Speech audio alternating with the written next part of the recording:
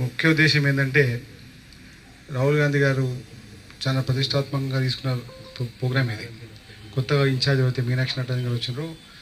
వారి సూచన మేరకు పిసిసి అధ్యక్షుడు మహేష్ గౌడ్ గారి సూచన మేరకు గ్రామ స్థాయికి వెళ్ళి పార్టీని బలోపేతం చేసుకుంటూ మళ్ళీ ఒక 15-20 ఏళ్ళు మళ్ళీ కాంగ్రెస్ పార్టీ అధికారంలో ఉండాలంటే ప్రభుత్వానికి పార్టీకి కనెక్షన్ ఉండాలంటే మన గ్రామ కమిటీకి వెళ్ళి మనం పటిష్టంగా ఉంటే కనుక ప్రభుత్వం చేసే పథకాలన్నీ కూడా గ్రామాలలో రీచ్ అయితే మనం చెప్పడానికి సమయం టైం అనేది దొరికితే కనుక దాని మీద కాన్సన్ట్రేషన్ చేసి గుజరాత్లో మీటింగ్ అయినప్పుడు గుజరాత్ మోడల్గా తీసుకొని రాహుల్ గాంధీ గారు ఇప్పుడు గుజరాత్ ఇన్ఛార్జ్, ఏ విధంగా అయితే ఇక్కడ మన మీనాక్షి గారు ఇన్ఛార్జో గుజరాత్ రాష్ట్రంలో రాహుల్ గాంధీ గారు ఇన్ఛార్జ్, మీనాక్షి నటరాజన్ గారు ఒక జిల్లాలో ఇట్లా కాన్స్టిట్యున్సీ తీరి ఆమె ఒక దగ్గర ఇన్ఛార్జ్.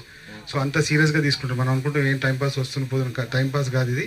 మీకు నేను కాషన్ చేస్తున్నా, ముందే మీకు చెప్తున్నాను, అంత ఆషామాషి కాదు. ప్రతి ఒక్కటి కూడా ఇన్ఫర్మేషన్ ఉంటుంది వాళ్ళ దగ్గర. మేము ఇచ్చే మీ ఇన్ఫర్మేషన్ మేము ఇస్తాము. శ్రీధర్ బాబు సార్ ఉన్నారు కదా, మేము ఏమైనా చేసుకుంటాం అట్లా కాదు. అంత శ్రీధర్ అనే చెప్పిండు, ఇంకా నాతో అయితే లేదు, మీరు పోయి మీటింగ్ పెట్టండి అంటే అంత ఇంట్రెస్ట్. లేకపోతే ఏదైనా ఒకటి రాసి పంపిద్దాం కాదు.